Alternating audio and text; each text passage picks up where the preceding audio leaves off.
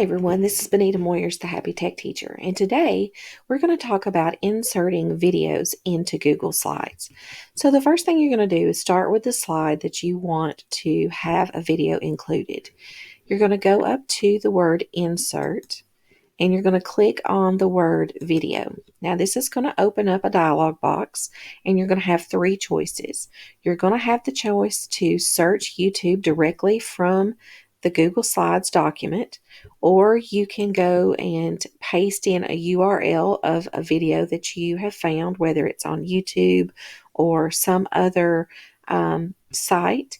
And then if you have created a video, perhaps you've made something with Screencastify or Screencast-O-Matic or Loom or one of these other video programs, and you've saved it to your Google Drive, you can insert it here. Now, my preference is always personally just to use the YouTube search. Now, you could open up a separate tab. You could go to YouTube and you could copy the link and then paste it in here. But keep in mind that if you are teaching students how to search and how to create a presentation, you want to keep those students relatively safe from inappropriate ads, from additional videos popping up on the side that may distract them. And this is just a little bit safer of a way of having them search for things to include in their presentation. So I'm going to look up something. Let's see. I have a frog classroom, so I'm going to look up video for frog life cycle for kids. I've learned with elementary to make sure and put that for kids in there just to make it a little bit safer. So now what you're going to see is a whole list of videos that are available for you to use, and there is a preview pane right here. So if you click on this, you can actually watch the video right here in a little mini box so that you can get an idea of what the video is like, or you can expand the screen by clicking on these four corners right here. Once you have chosen the video that you like, you simply click Select. It is going to insert that into your slide. Now mine is automatically defaulted to the upper left hand corner. So now you have a couple of choices for moving this around, making it the size you want, putting it in the location you want. And there's a couple of ways you can do that. My favorite way is either to just kind of drag and shape it the way I want. So for example, in my virtual classroom, I have a picture of a flat panel that looks exactly like the one that's in my classroom. So I may want to drag it and shape it to fit that image exactly. That's just kind of a preference if you want. Or another way that I really like, especially with any kind of videos or with images, is to go up to Arrange. And I'm going to center it horizontally, and I'm going to center it vertically. That way I know it's in the complete center of that slide.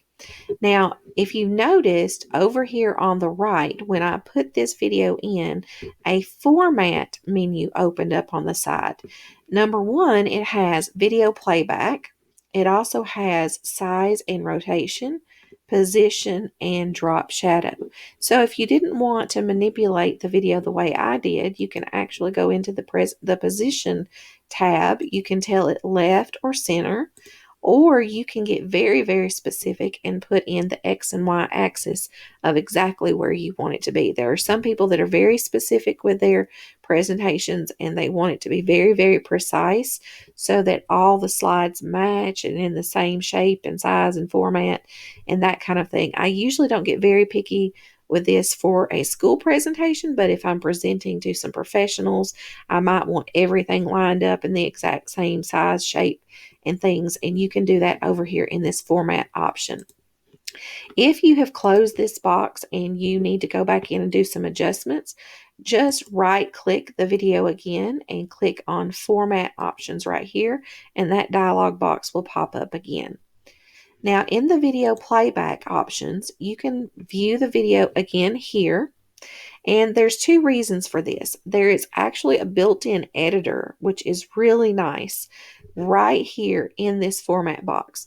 So for example, My students have watched a lot of Jack Hartman videos so much that they can sing the intro, and at the very end, they can say what he says about subscribing, and they just know it backwards and forwards because they've seen it so much. If I have not embedded it into a Google slide. So now what I could actually do is crop this video to just show the portions I want. Maybe you found a 2-hour video on something. I'm just exaggerating, but perhaps you found one really long and you just need 15 minutes of that video to show something, on life cycles or math problem or whatever it is you're searching for. And you don't want to have to sit there and scroll through that video live while your students are waiting. What you can do, you have two options. One, you can start watching the video and you can, what they call scrub, which means you can drag this back and forth and find the exact spot where you want to start. So maybe I want to get rid of all the intro, and I can then click where it says use current time. That's going to put the current time right here.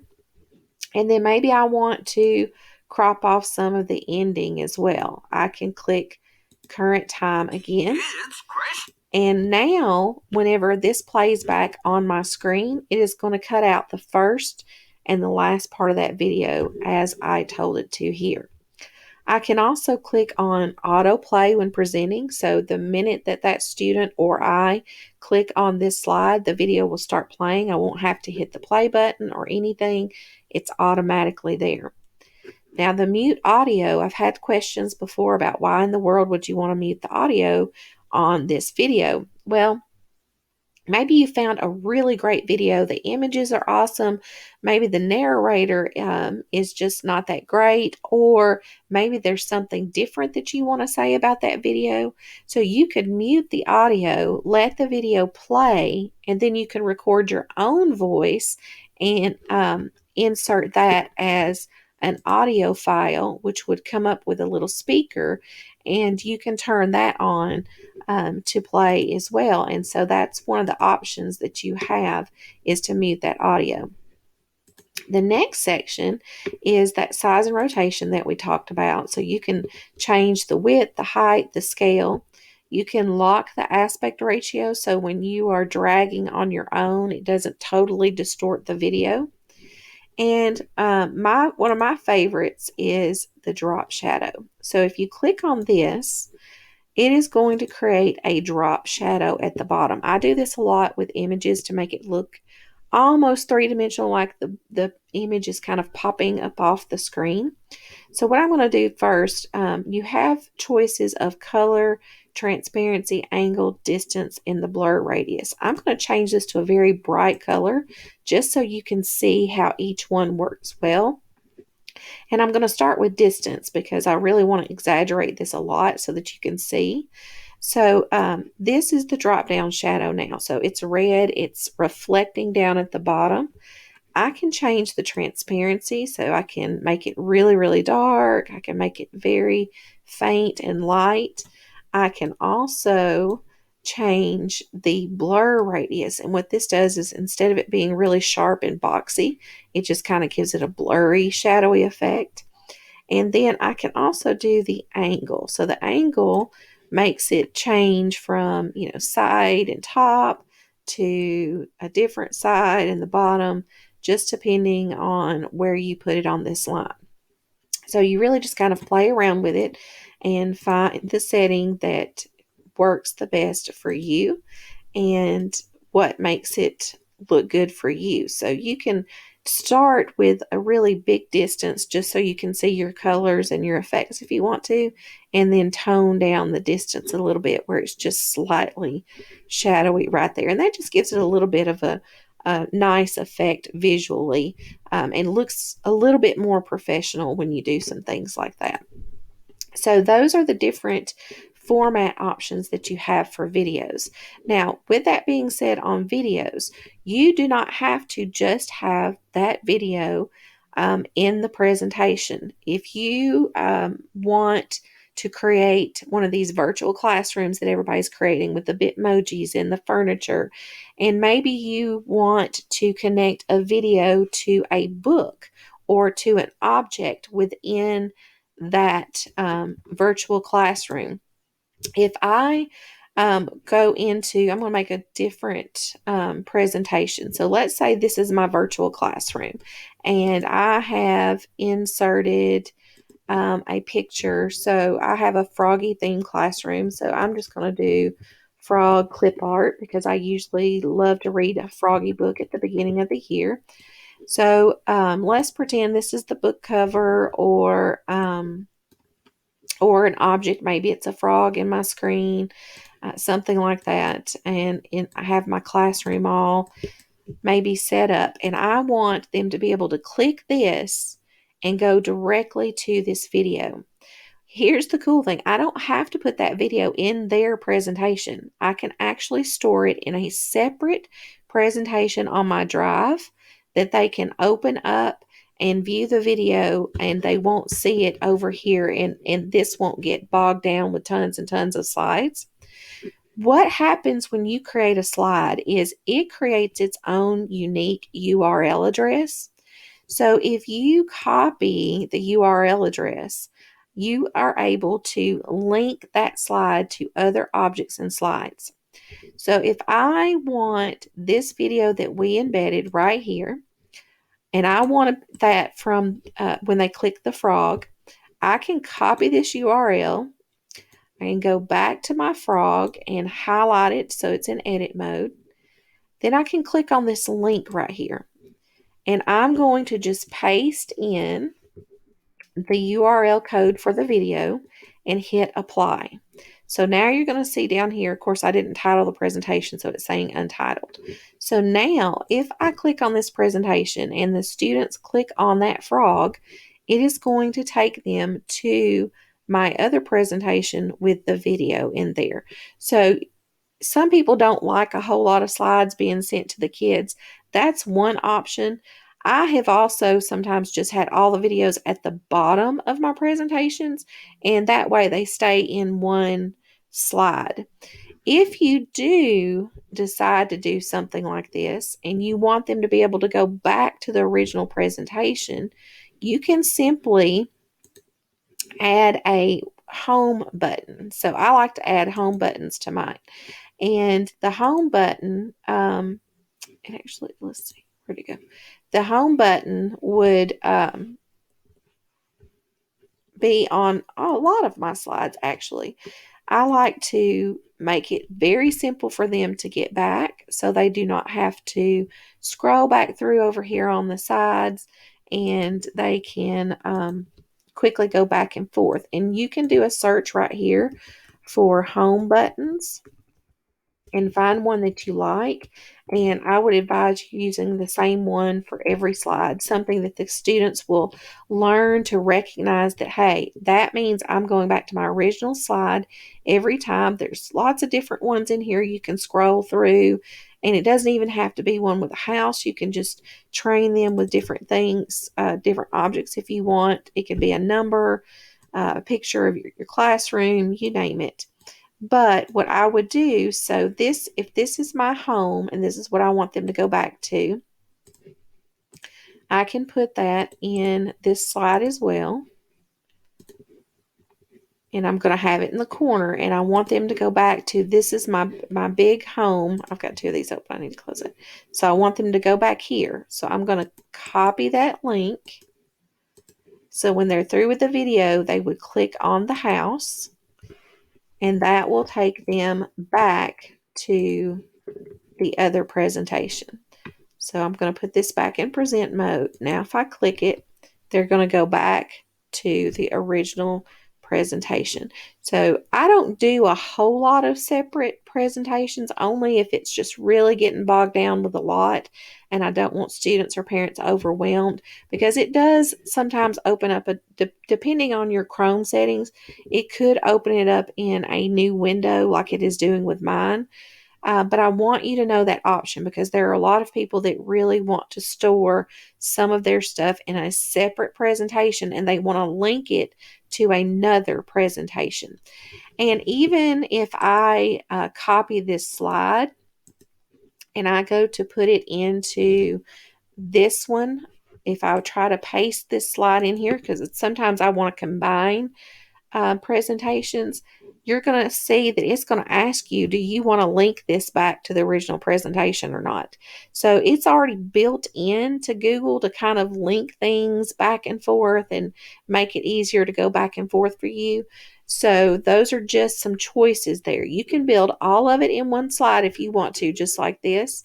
But I wanted everybody to see that option, because that is something that you might see if you're taking some of the certification exams. You might be asked to link objects or link slides together, and that's a very important skill to know how to use. I use linking slides to objects a lot. In fact, I am in the middle of creating a digital planner. And what I'm doing is I'm linking the different months to a different slide. So when I click on that month on there, it's going to go to that particular slide for me so that I will be able to get there quickly. So if I go into present mode, and I don't have all of my slides fixed, this is something I'm creating for myself right now for the fall using Google Slides.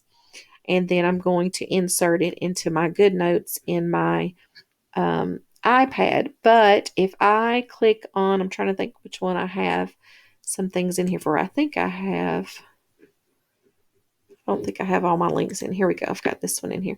So if I click on it, it's going to take me to a January tab. I think I maybe have October, one of those in there. I'm still building it, so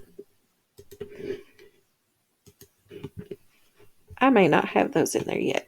I've been editing quite a bit, so now I can't remember. But basically what would happen is the pages are blank, so you're not seeing it when it's flipping. But if I had things on that page, it would go to there. So oh yeah, I don't have all these in here yet. So I was going to show you those, but I started rearranging the tabs last night and I forgot that I had done that. But just to give you an idea of how you can link, how you can use videos to embed in there, you could have a whole bunch of tabs with the titles of different videos. So I could have a Jack Hartman ABC video, a Jack Hartman number video, I could have a frog life cycle video, and I could actually just have boxes with the titles on there, or I could have images, and those could be linked to a video down in the bottom of the presentation as well. So that way they're not just scrolling. They can jump right to the material that is needed right then. So I hope this helps you embed some video in there. Definitely try, if you have not tried Screencastify or Loom or one of those others on there, try creating your own videos as well, saving those to your Google Drive and inserting those in there. Just get some practice for that so you can share that with your students and teach them how to do that. That's a great way to also comment on work that they're doing. If you have a group project or the students are doing a group project, there is no need in waiting to give them feedback at the very end. The great thing about Google is if they go ahead and share that document or presentation with you, you see everything that they're editing.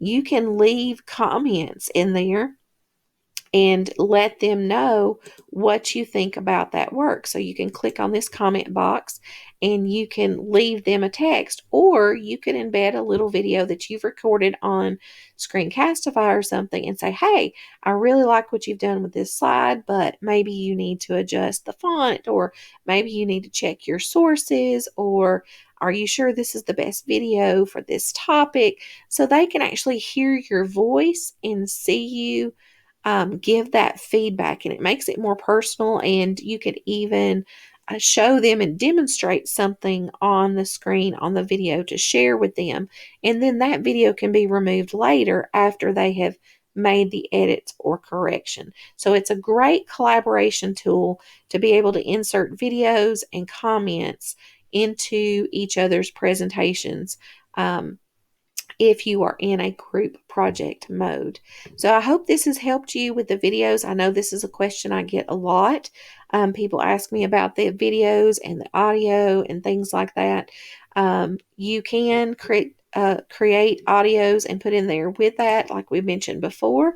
So even if you have a video you don't want the sound, you can work around that. But I think you'll really enjoy using the search options in here. And if you have any questions, feel free to write me a message and I will get back with you as quickly as possible. Have a very happy day.